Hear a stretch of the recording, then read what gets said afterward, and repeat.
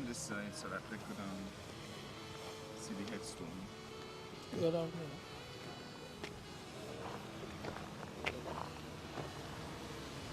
They ready. The camera is that way. This way.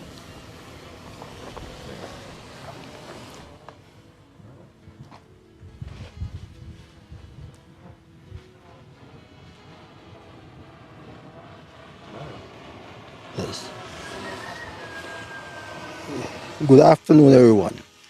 We are here this afternoon to lay a wreath on Owen Kane's grave. I am George Dixon from the Union. I supposed to call him uncle. And with me is Edgar Brown, his son. Other members are here. Dr. Douglas from the Labour Party, Convis Maynard, Miss Joya Clark is also here, Miss Swanston is here from Deep Bay, and Kenny Douglas also is here. So I will now hand the mic to Dr. Douglas. Thank you, George Dixon. As you've heard, he is the nephew of the late Owen William Keynes, who we are honoring today for his tremendous service to the St. Kitts-Nevis Trades and Labor Union and the Labour Party as well. Born back in 1920 on the 24th day of February, after laboring for the working class people of this country, after laboring in making the conditions of work in terms of wages, in terms of their living conditions with regard to health care and proper housing, Owen eventually was laid to rest on the 18th day of April back in 1992. We start this annual ritual in visiting the grave sites of our fallen comrades and leaders as a mark of respect, not only for the dedicated service that they would have provided, but that those of us who are now here and those who would come after us would always remember that we are not what we are today without their service and their labor. In fact, Owen's own wife, Octavia Keynes, and one of his daughters, Anne, are celebrating their own birthdays today. May God bless them, bless their generations to come, and may God continue with guidance and support, lead our great labor movement. Thank you.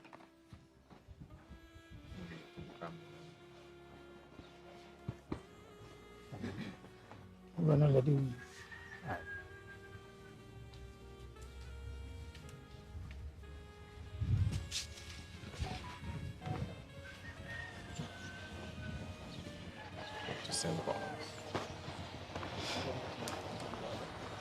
We now move on to the gravesite of Charles E. Mills, whose remains have been laid to rest in the St. Paul's Anglican Church.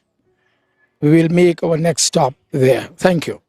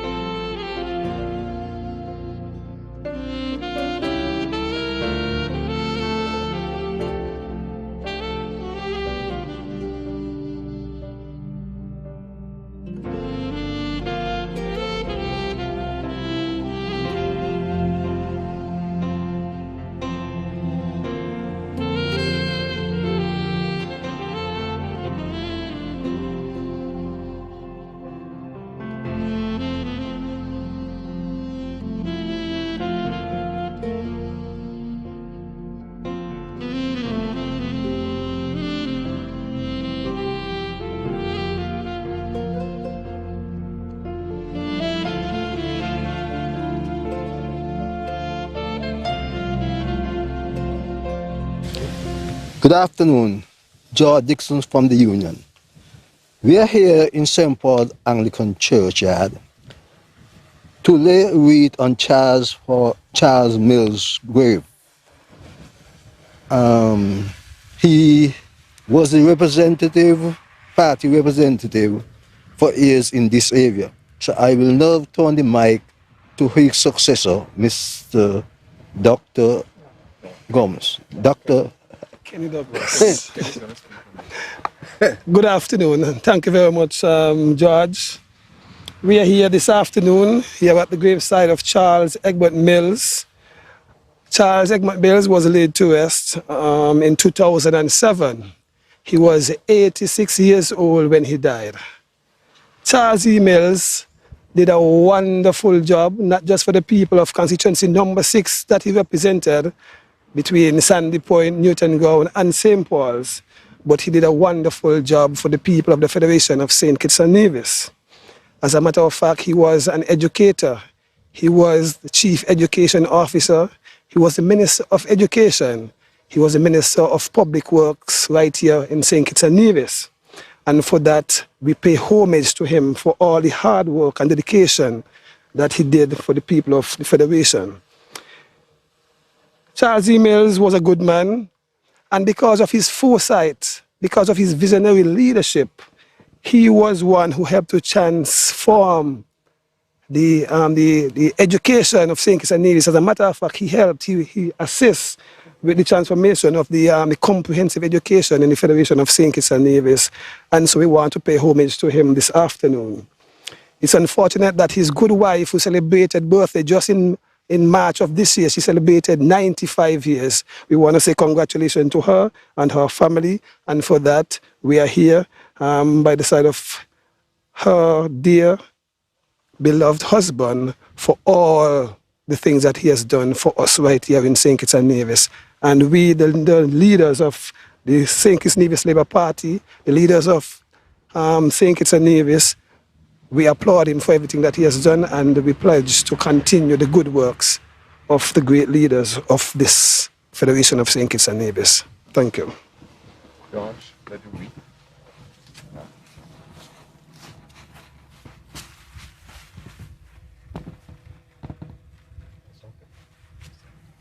You want something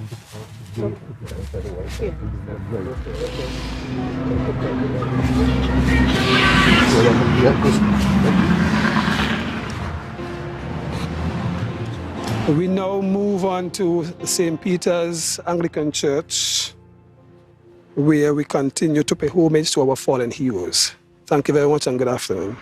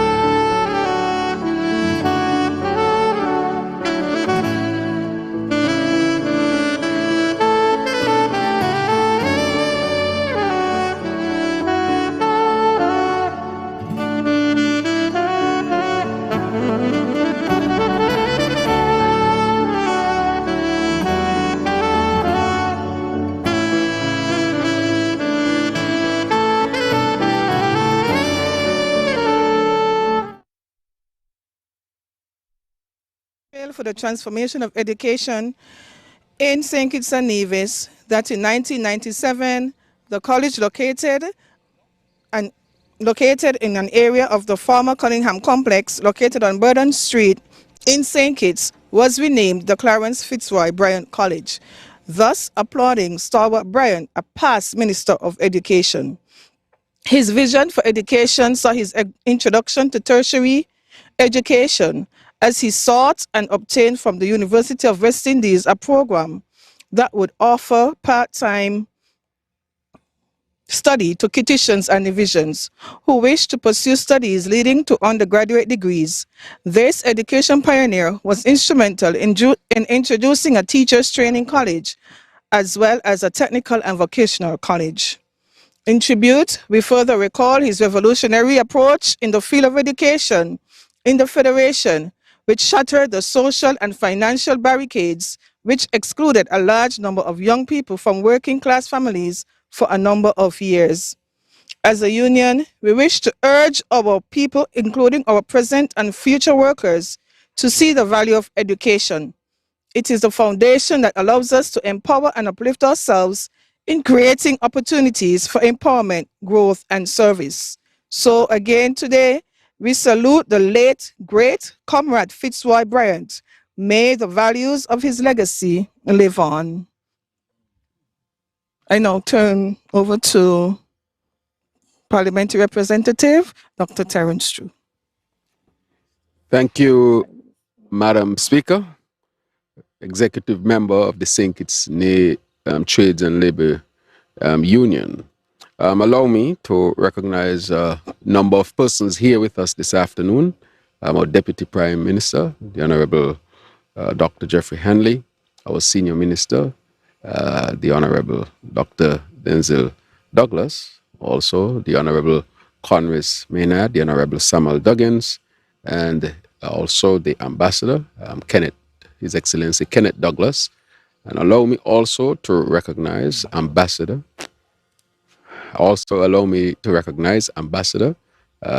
His Excellency Leonata, also the past parliamentary representative for this constituency, His Excellency Ambassador Mr. Cedric Liebert.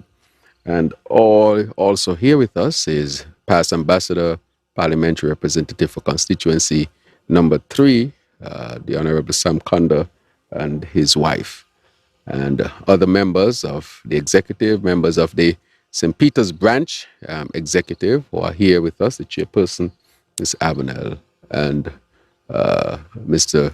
Yubutu as well.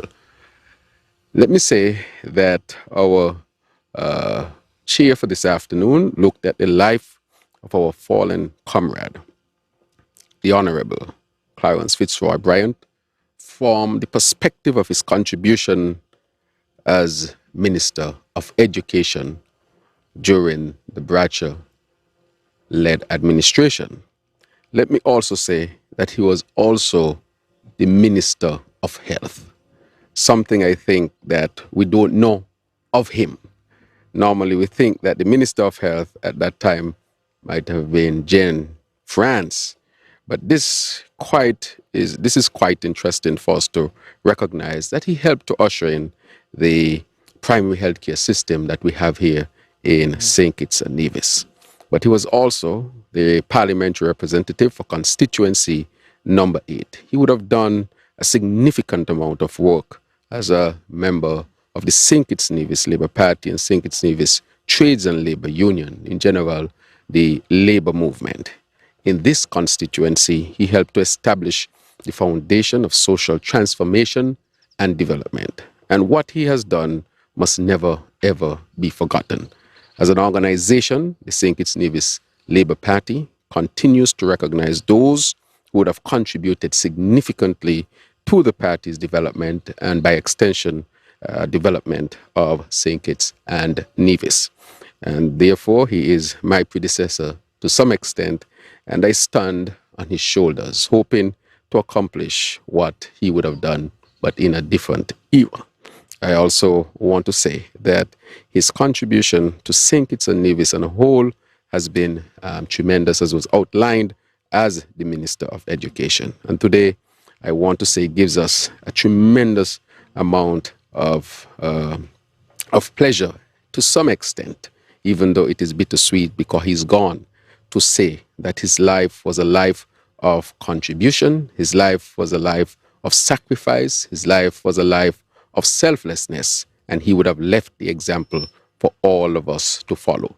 And I finally say, may his soul continue to rest in peace, and may we in this movement continue to recognize his significant contribution. Thank you very much. Okay, we'll now have the wreath laying. So this would be all right. His Excellency Sam T. Conda will do the honors of laying the wreath for the late Clarence Fitzroy Bryant College.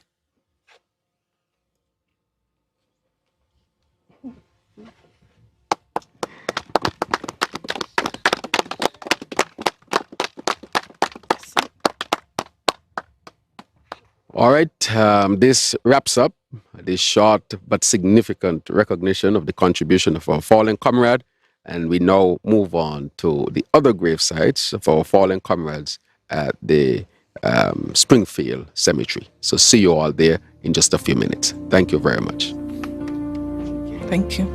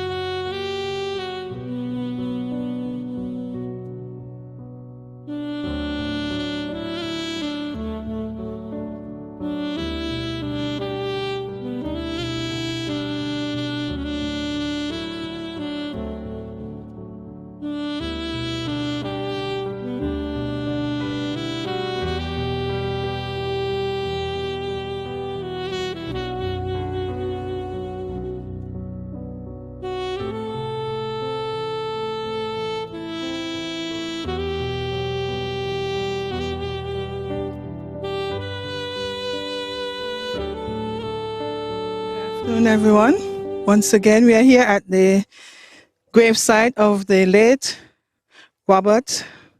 Sir Robert Llewellyn Bradshaw, of First National Hero of St. Kitts-Nevis. Dr. Douglas? Oh.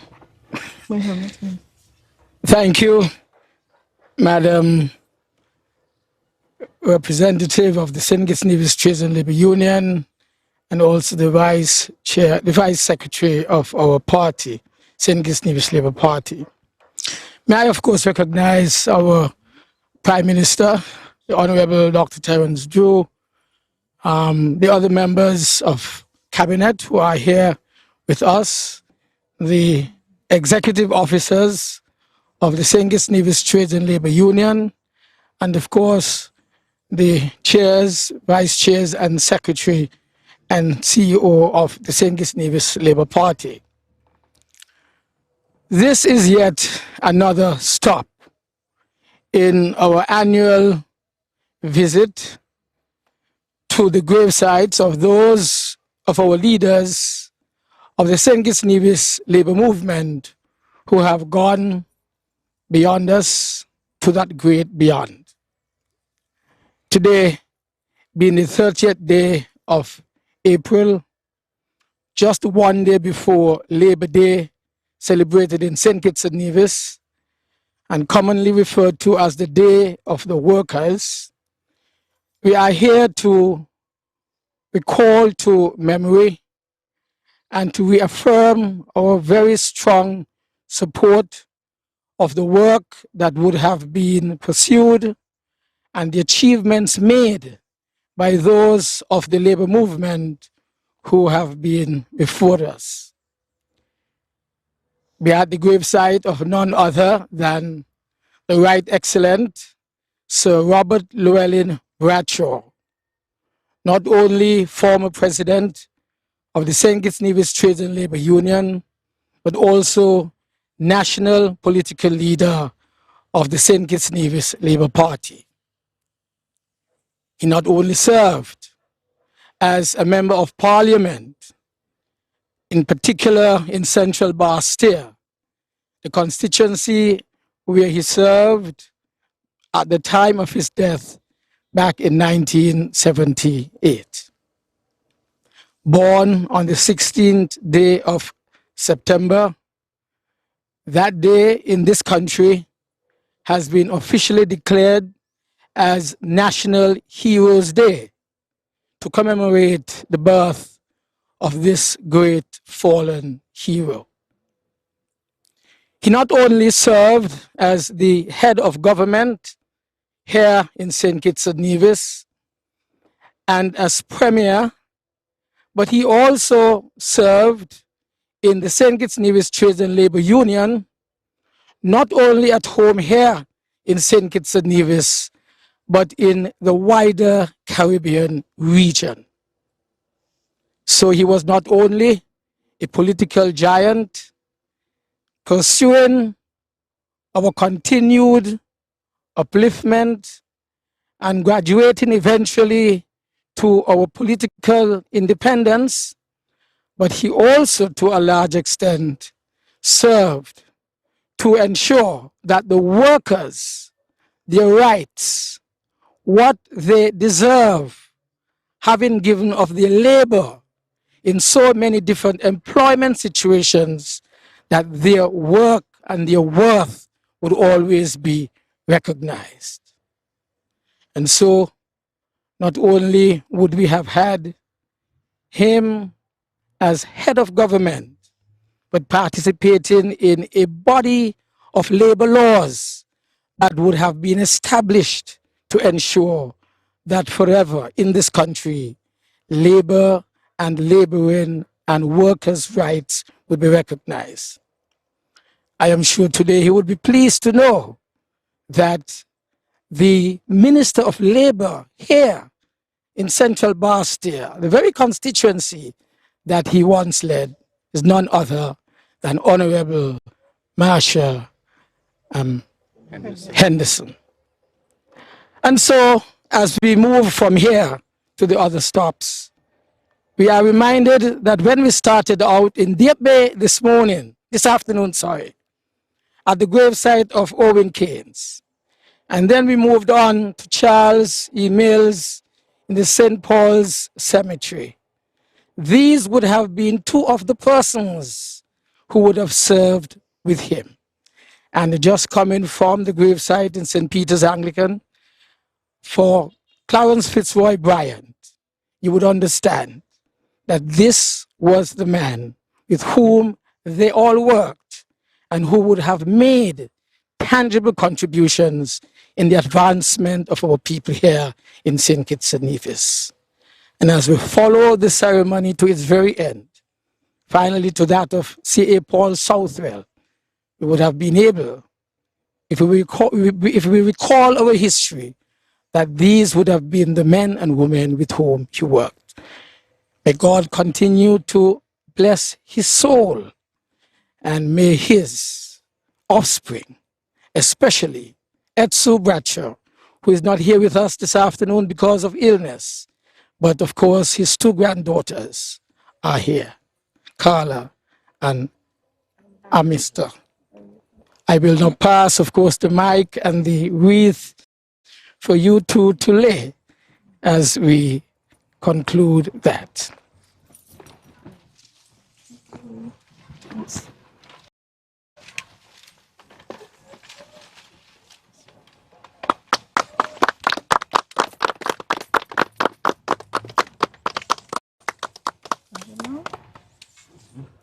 Okay, we now move on to our next stop, which is at Surrey Llewellyn Moor. Thank you.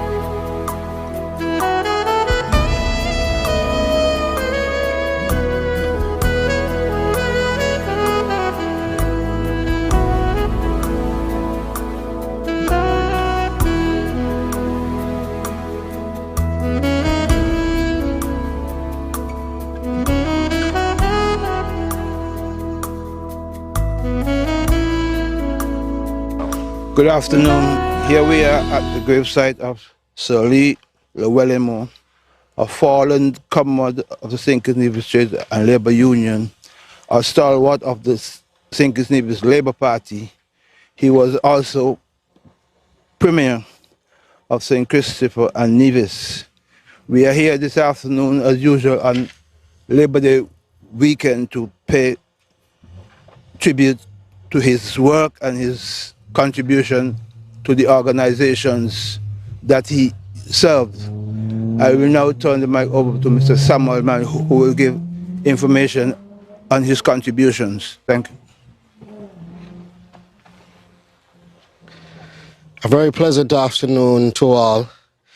And this afternoon, I take this privilege to stand at the resting place of one of our heroes, fallen comrades, and stalwart of the St. Kitts-Nevis Labour Party, and indeed, more extensively, the entire labour movement of St. Kitts and Nevis and the entire Caribbean.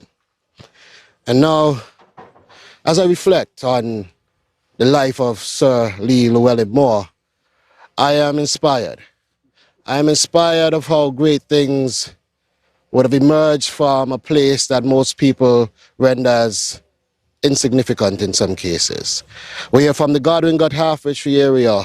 A young man would have emerged from a thatch house to become not only a wonderful legal luminary, but a hero amongst many. And as we reflect on that and we see where opportunities can take persons, I am also moved in my capacity here as a government minister serving in this wonderful party, but also as parliamentary representative for the same constituency in which Sir Lee Llewellyn Moore served. I see where the provision of a scholarship would have given him the impetus to become more involved with community work and be able to serve his people. And indeed, I myself recognize the importance of that, because back in 1997, when I got a scholarship from the St. Kitts Bottling Company, it had the same effect. And there are parallels I can see in the life of Sir Lee Llewellyn Moore and I. Now, I have never gone on to become a legal mind like Sir Lee Llewellyn Moore, but I made a special compromise in marrying one. And so the service of Lee Llewellyn Moore cannot go unrecognized, where he served in so many different capacities. He served as president of the movement and the union. He also served as party leader. He served as premier. And as we can see, his service was well rendered. I can only hope that in my capacity here as parliamentary representative and Minister of Agriculture et al., that my service will be rendered nearly as well as that of Sir Lee Llewellyn Moore. And as we stand here today, I want to pay homage to that legacy. And I want to ask his daughter, Shani Moore, to join us in laying the wreath for such a great stalwart of the party. And thank you and your family for all the service that he has rendered to us. Thank you. We move on to the St. John, please. Yes. We will now move to the site of the grave of Mr. St. John E. Payne, former Minister of Agriculture in the Labour administration of Mr. Bradshaw. Thank you.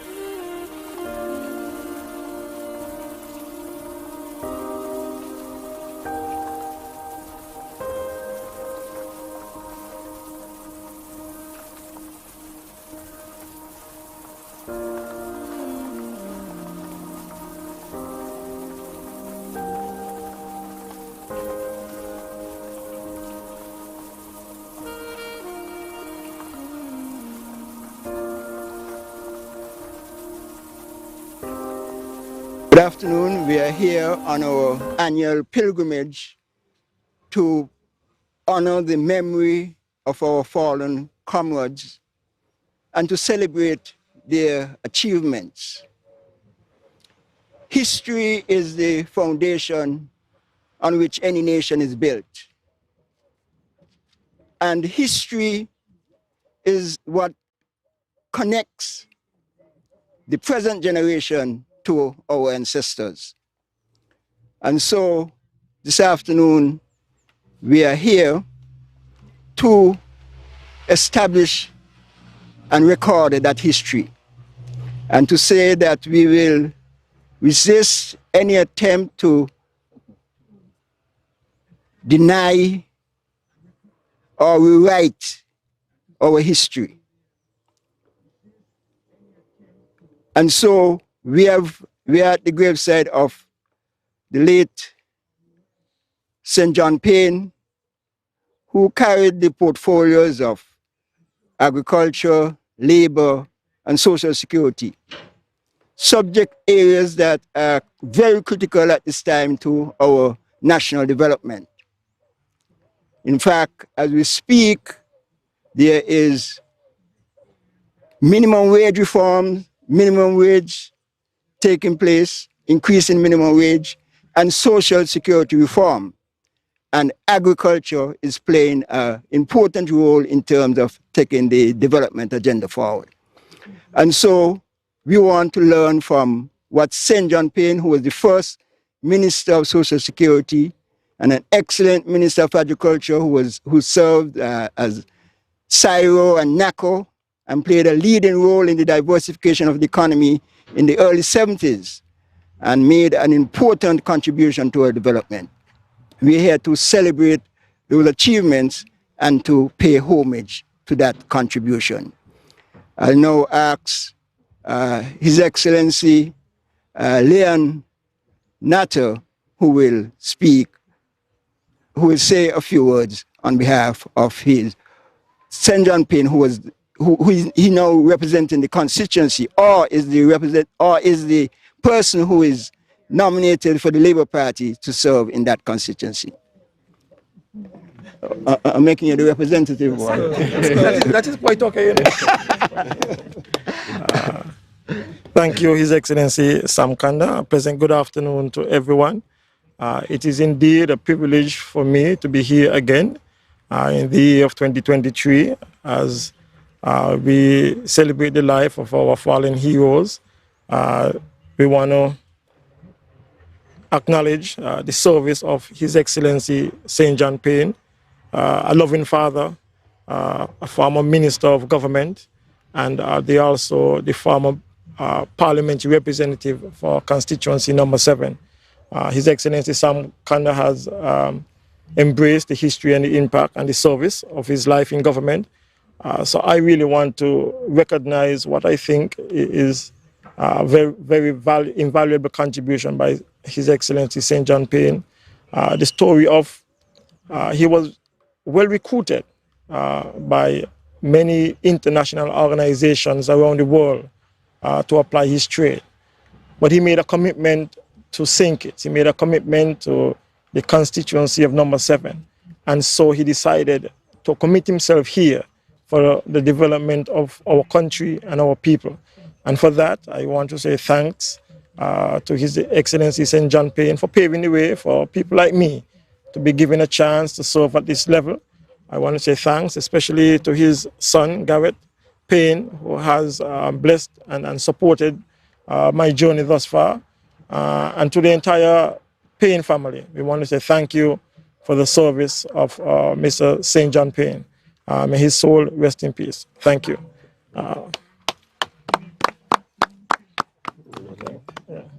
You read? Who's going to put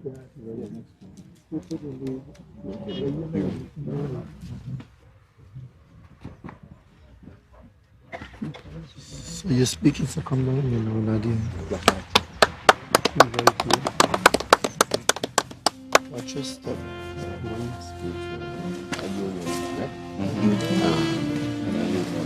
And a union. So slave is the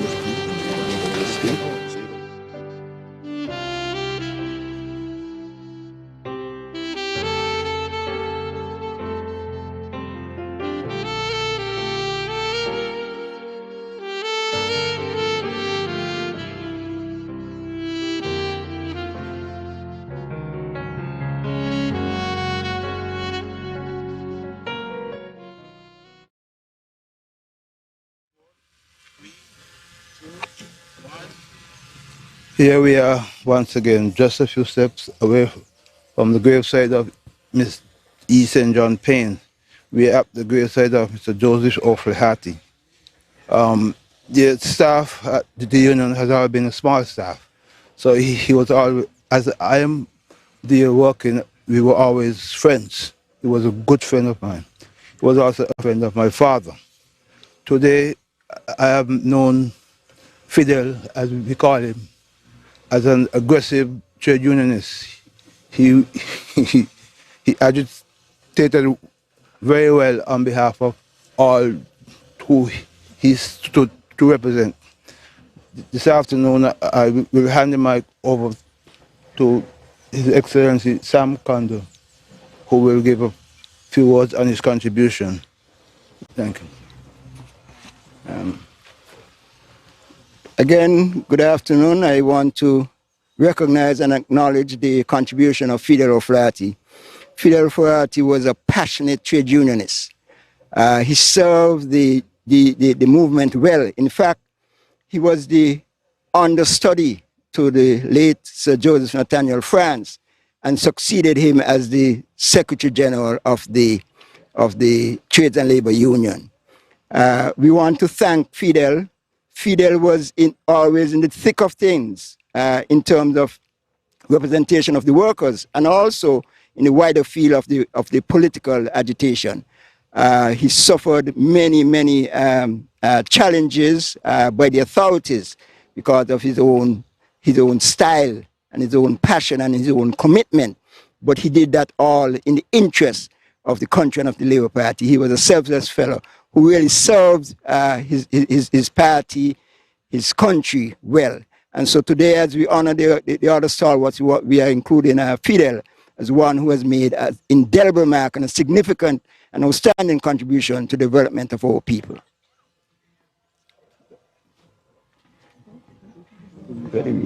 That's the read?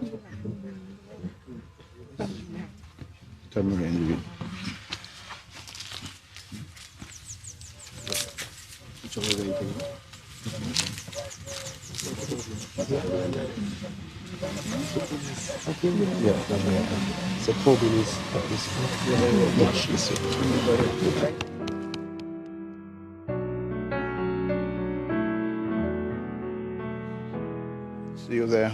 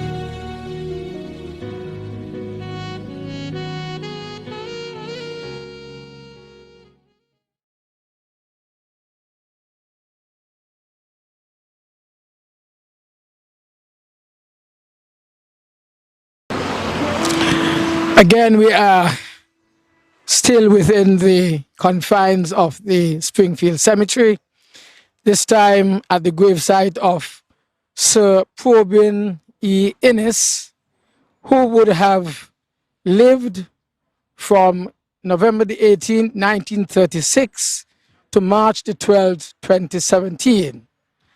And we are here with his two beautiful daughters representing his family and other distinguished members of government and the Trades and Labor Union, led in particular by the distinguished Prime Minister, Dr. Terence Drew, and also the Deputy Prime Minister, Dr. Hanley, and of course, Honorable Marsha Henderson, also representative of constituency number 2.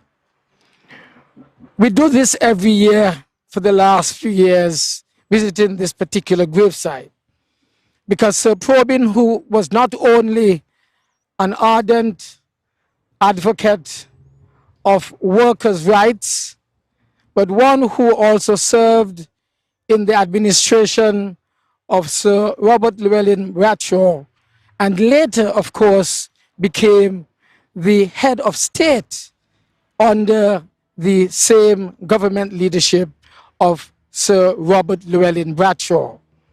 There is no doubt that he was deeply rooted within the St. Kitts-Nevis Trades and Labor Union. It is this institution that provided him with a scholarship, that sent him on to the grammar school, had him properly educated and prepared, and thus eventually became holder or occupied the highest office of the land, that is head of state. Today, we have with us the Honorable Marsha Henderson, representative for constituency number 2, and who is also, among other things, Minister of Tourism, Minister of Labor, and she would now eulogize him in her own way as we go through this particular ceremony. Good afternoon, all. I am indeed honored to stand with the comrades of the St. Kitts-Nevis Labour Party and those from the St. Kitts-Nevis Trades and Labour Union and the daughters of Sir Probin Ellsworth Innes. Sir Probin Ellsworth Innes became Governor General of our federation, I think, in 1975, and would have served as governor with 2 Premier Bradshaw, as well as with Prime Minister Simmons. I was fortunate enough to have practiced as a barrister and solicitor before the court with Sir Probin Innes and would have witnessed his sense of calm. And I'm sure he served in his capacity as Governor General with that same sense of calm. So I'm not surprised that in 1980, I think, when he was serving as Governor General and he was governor, and he was faced with a political controversy where he was asked to assent to a particular piece of bill and he refused. He refused on the basis that he thought it was unconstitutional, and as Governor General, he refused to assent to the bill.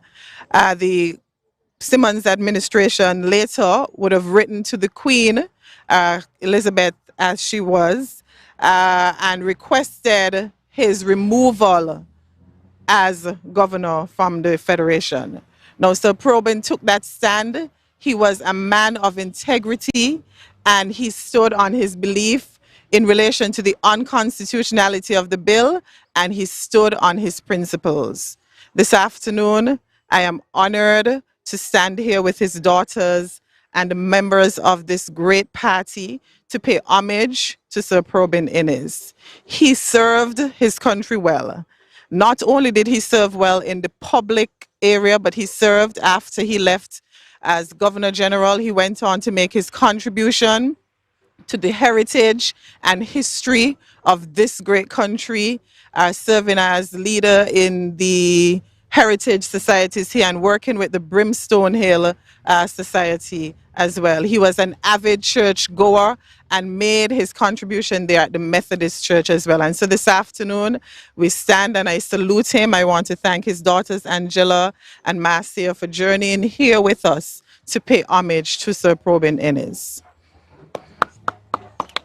Thank you, Honorable Marcia. We now ask his two daughters, Angela and Marcia, to lay the wreath on behalf of this gathering.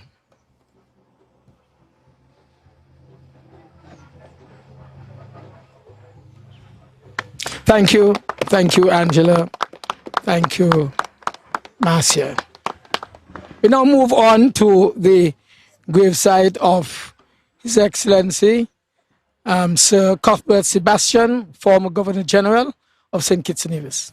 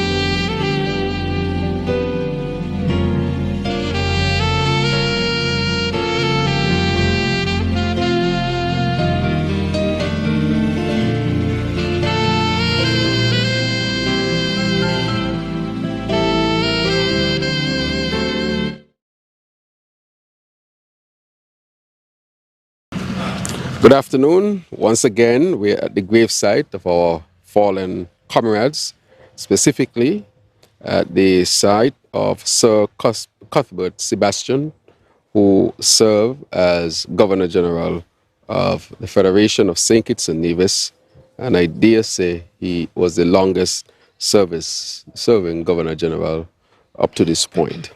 He would have contributed significantly in a number of critical ways. First, as a medical doctor, transforming OBGYN services here to our people, impacting that service very positively with a reduction of mortality rates, both for pregnant women and for children. I would have participated in the teaching of our nurses and other medical professionals.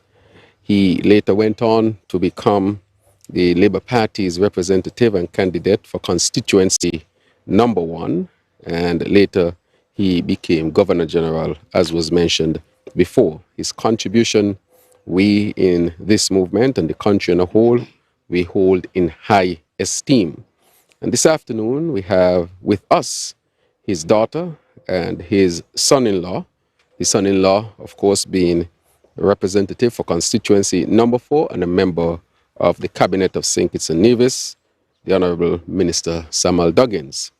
And his daughter, who is here, Mrs. Ermeline Sebastian Duggins, who would, of course, lay the wreath this afternoon. I take this opportunity to give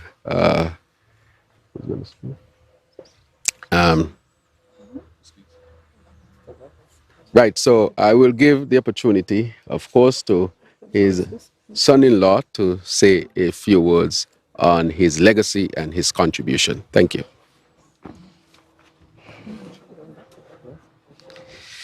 And once again, I say a very pleasant afternoon to all. And again, having this opportunity to pay homage to indeed another great man, and one whom I've gotten to know very well in his later years. I would have had a number of days and nights having very intense conversations about some of his service and contributions. And although it's widely known about his contribution to healthcare, as was indicated by our esteemed party leader and Prime Minister, a lot of other areas are lesser known in terms of his contribution to infrastructural development, having been a developer for many years, and also his contribution to agriculture. As a pioneer in a number of areas through Frankland's agro industries, he would have contributed significantly to the development of agriculture, and indeed would have been part of the wind beneath my own wings in getting me to the place that I am. And so being able to have this opportunity to highlight his great achievements, I believe that at some point, as we move on into the future of this country, his work should be laid at the highest level, because he had served for so many years, longest serving Governor General with distinction. Like I said, developments in agriculture, developments in healthcare. He really lived many lives, and having worked until he was at the age of 92. He retired at the age of 92. That says a lot. And so I would invite my wife and daughter of the late great to lay the wreath in honor of our great stalwart, Sir Cuthbert Montraville Sebastian.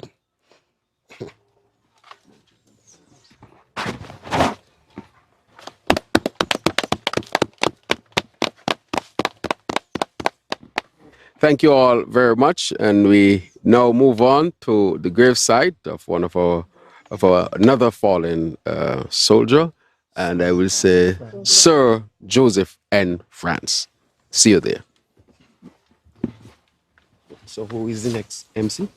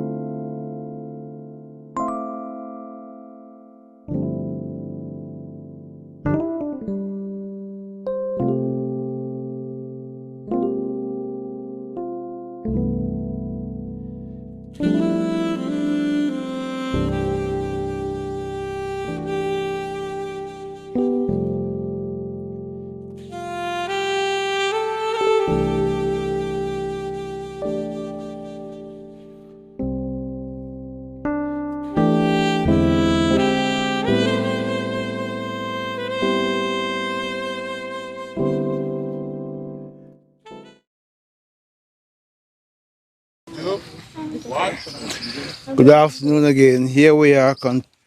We're here now at the grave of national hero Sir Joseph Nathaniel France.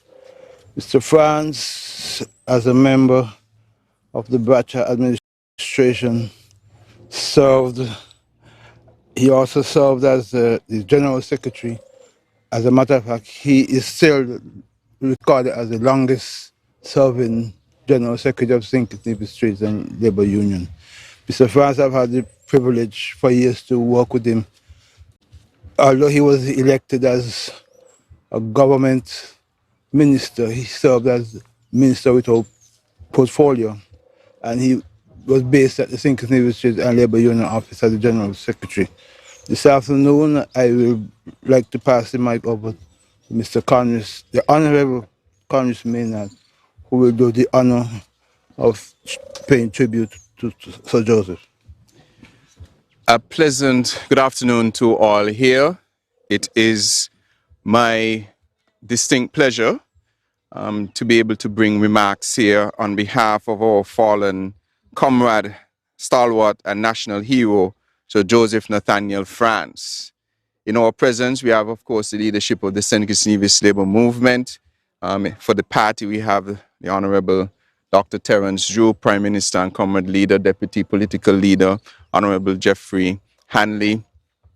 We have other members of the Labour fraternity, of course, Kenny, Samuel, Right Honorable Dr. Dennis Douglas, Honorable Marsha, past representative for this area, the Honorable Sam Conda, and importantly, the family of Sir Joseph Nathaniel France. I see 3 of his children here, Comrade Prudence, Comrade Erickson, Comrade Keithson, and also grandson Osbert France and wife. Sorry, granddaughter, sorry. My mistake. And granddaughter, sorry, sister. So we welcome everyone here to this penultimate stop of our annual pilgrimage. So Joseph Nathaniel France started his journey in Nevis, Mount Lily, where he was born, and at age 13 traveled over to St. Kitts and Nevis for vacation, to St. Kitts for vacation. Just before he left for vacation, he was offered a job at the St. Kitts and Nevis Universal Benevolent Association, and his parents agreed for him to stay only if he continued his schoolwork at night time. And that is where the journey of the movement, being a part of the movement, started. In 1932, when the St. Kitts-Nevis Workers' League was formed, Sir Joseph Nathaniel France was right in the midst and was a peacemaker in the 1935 Buckley's uprising that helped to shape the political landscape of the entire Caribbean. In fact, he participated as a witness during the commission that emanated out of the fallout from a number of revolutions or uprisings that happened around the Caribbean, starting here at Buckley's estate. So Joseph Nathaniel France went on to be elected to the Parliament in 1946, where he served for an extended time of tremendous service for 43 years. He won every election from 1946 up to 1984 until he graciously passed over the mantle to His Excellency Sam Conda in 1989 and supported that transition such that the labor movement, even under undue pressure from the opposition, was able to maintain the labor movement presence here in constituency number 3. So Joseph Nathaniel France served as a minister with responsibility for health and social services, and because of his tremendous work that he did on behalf of the plight of the ordinary man, in 1967, when the new hospital was built, it was named in his honor and still bears the name today. And that is why the Prime Minister has agreed that even as we seek to upgrade the JNF hospital, that we commit to keeping it in constituency number 3, where Sir Joseph Nathaniel would have plowed his service for so many years. And so, as we remember all of our fallen heroes, we remember at this moment, as we stand not too far from his humble abode, where he lies, his mortal remains lie, we give God thanks for his service. Without him, there would be really no us. Without him, in partnership with the other labor movement colleagues, there will be no us. And so we must give eternal thanks. And it is my privilege and my pleasure to now serve in the seat that he once led. And if only I could be just an ounce of what he was, I think that I would do justice to the people of constituency number 3. With these few words, I will now invite the family of Sir Joseph Nathaniel France, his grandson and granddaughter, to lay the wreath in his honor.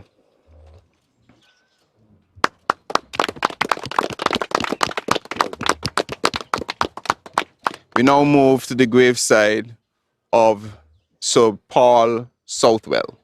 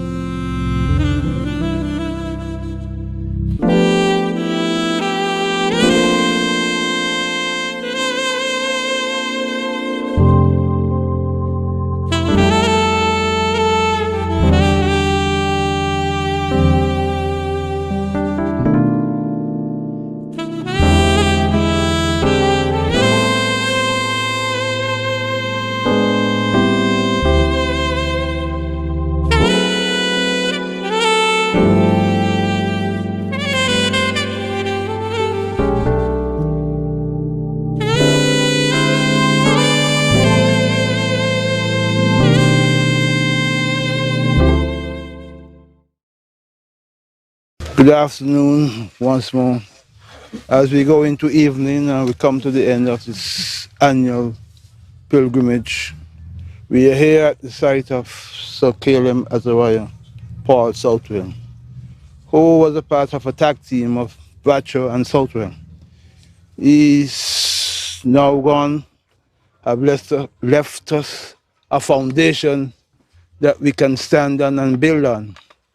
And this afternoon, we are proud to have the Honorable Jeffrey Hanley to give a few words and of commendation to. Thank you very much, Comrade. I acknowledge the Prime Minister, the Honorable Prime Minister, and all of my other colleagues and all of the representatives from the union, all of the family members and the labor supporters who are out here showing their respects as well to all of our great fallen heroes. I am happy to be here again this year as the parliamentary representative for constituency number 1 and also as the Deputy Prime Minister representing the constituency East Bastille, where our fallen hero, Sir Paul Southwell, ran. I speak or highlight 3 areas of his contribution, and I think that is why we are doing so well. As it is said, now it's better with Labour when it comes to tourism, because of the foundation that our fallen hero would have laid so many years ago. Comrade Marsha Henderson is now able to take off because of that foundation. He contributed significantly when it came to our culture and, of course, our manufacturing industries. And Honorable Samuel Duggins, who is also the representative for constituency number 4 and who holds those portfolios, he too has a foundation that he can build on. And as a result, I believe because of the contribution of Sir Paul Southwell, this administration will be able to go to higher heights.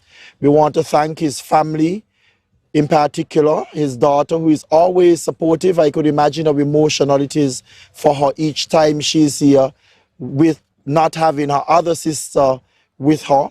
But we want to thank you, comrade, for your continued support, as your father would have groomed you into the movement. All you know is Labour. So as we get ready to celebrate Labour Day 2023, I want to honor our fallen national hero, and I pray that God continue to bless our federation, and the areas in which he would have worked in would be able to blossom and bloom into a beautiful garden that all of us, whether old or young, will be able to go and pick a rose and share it with somebody else. Thank you very much. I now ask his daughter to lay the wreath in memory of her dad.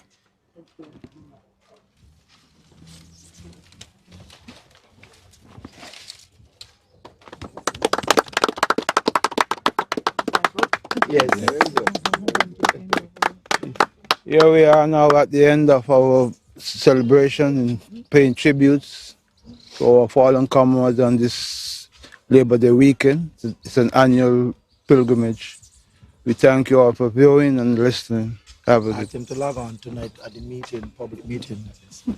Just reminding the general public that we are at 4th Street this evening for our last political meeting leading up to Labor Day March, and of course asking you to come on out on Monday in your numbers in show of solidarity for the workers of the Federation.